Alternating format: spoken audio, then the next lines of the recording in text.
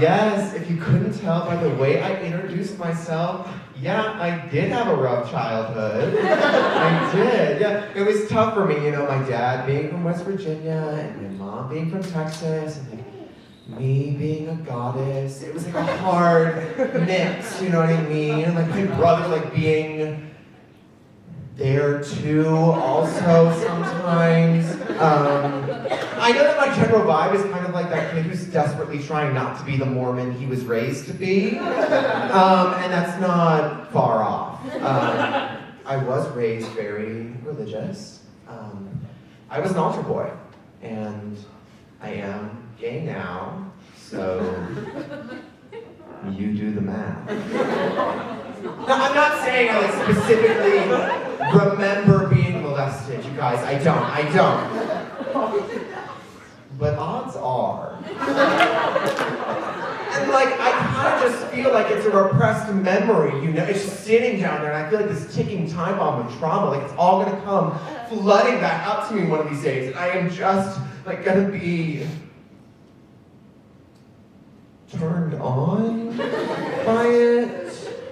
I mean, we were asking for it. Us all. You guys, we were.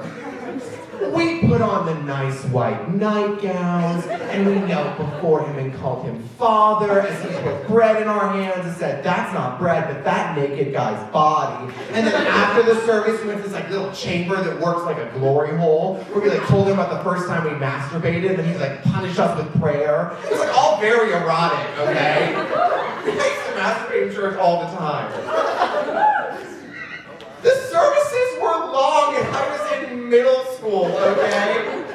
So what if I snuck into the restroom and rubbed one out to an Uncle Jesse Michelle fantasy? We're yes, I was Michelle, you know what I mean? So nobody noticed, okay? Nobody knew what I was doing. I guess God noticed. I hope you liked the show. As I was jerking off to, oh my God, who's that? Who's the actor that plays Uncle, who? John Stamos. Thank you. As I was jerking off to John Stamos fucking me in the ass, I will say that I was imagining my time on this campus. I was imagining finally getting here and being free to be who I am. And you guys, I felt that. I did. I stepped on this campus and I was I am finally free to be a bisexual.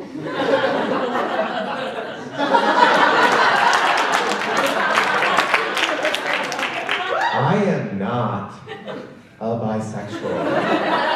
And the only thing I learned from being a bisexual is that I am gay. And it was only put into practice 2 times. Yes, there are 2 women on this campus who I have hooked up with, and there is no one I am more afraid of than them. And it went a little bit like this, okay? We were on a dance floor, making out, mouths wide open, okay? And she grabs my hand, and she starts moving it down towards what I had previously imagined to be a portal towards unknown lands. And I'm thinking, oh my God, is this it? Is this it? I cannot back down now. You know what I mean? My dad has to be proud of me for something, okay? I am a theater major, for God's sakes, okay? And I'm I need to psych myself up. I need to get myself going. And the only thing that I can think of is Friday Night Lights. And so this girl is moving my hand down her pants, and my gay ass is thinking, clear eyes, full hearts can't lose. Clear eyes, full hearts can't lose. But you guys, I make it, okay? I make it all the way down there. And the only thing that I can seem to do is just kind of cup it. Like it was lonely. Or it needed a hug. Or it was one of those baby birds, and I was kind of just fly, you know what I mean? That. And the only thing she could do was look at me straight in the face and go, thank you. And you guys, my relationship to sex has not gotten any better, okay? That was a high point, all right? And it goes Okay, my first sex dream ever was about a Star Wars character. And no, it was not a hot, freaky alien. It was Count Dooku. And if you know who that is, you know how damaged that makes me, okay? Oh my god.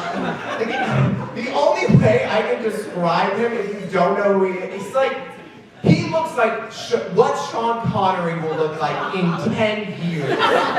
If he died in 5, okay? That's what he looks like. I was 11 when I had that dream. I remember when I lost my virginity and I was still uncomfortable with my body, this guy asked to have sex with the lights on.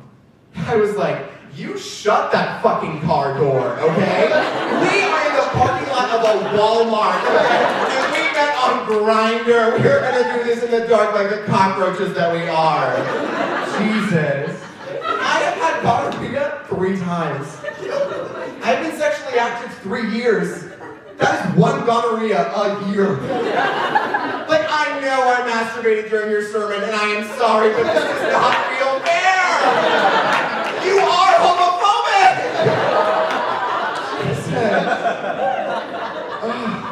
And I will say, like, to sex's credit, like, I've learned a lot. You know, I've learned a lot from sex. Slapping is only abuse if there's no dirty talk. I learned that if you use a condom with a guy, he will inevitably pull it off, show it to you, and then go, what do I do with it? What do you, throw it away, there's a garbage can in the corner! Also, take your fucking socks off! That's just a public service announcement. No one should have sex with socks on. Stop it! God, it's a thought. I just need to share that.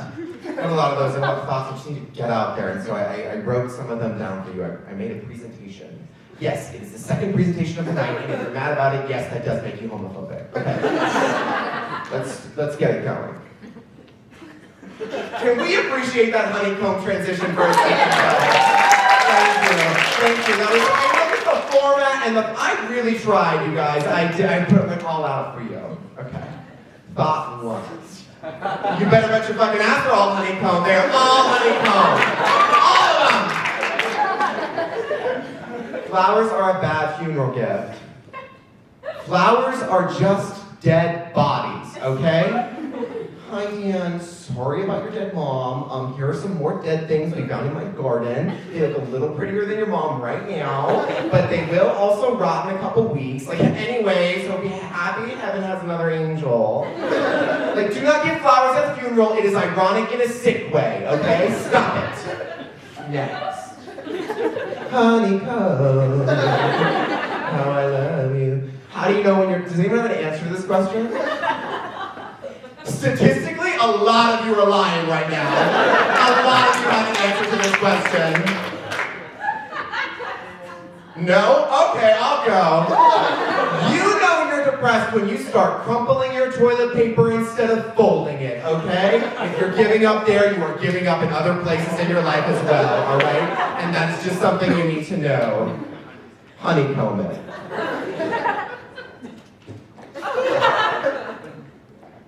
Honey! Comb! Thank you. Who has seen an episode of Glee lately?